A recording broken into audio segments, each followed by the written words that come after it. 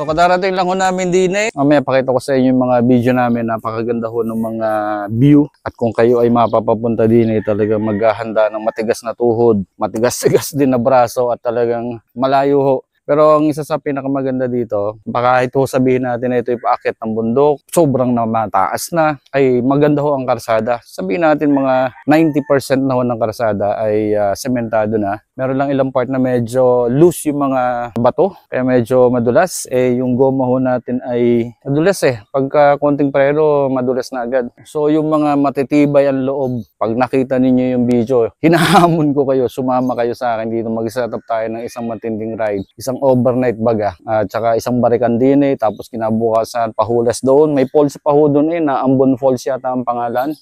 Kung kakayanin ay ating puntahan sa tawag natin dito Upperland. Dito po yan sa bayan ng Rosario, Batangas. Magkita-kita tayo. Sumama kayo kung talagang ang hanap ninyo ay road trip. Okay? Maganda pa to. Paakyat pa to ng bundok.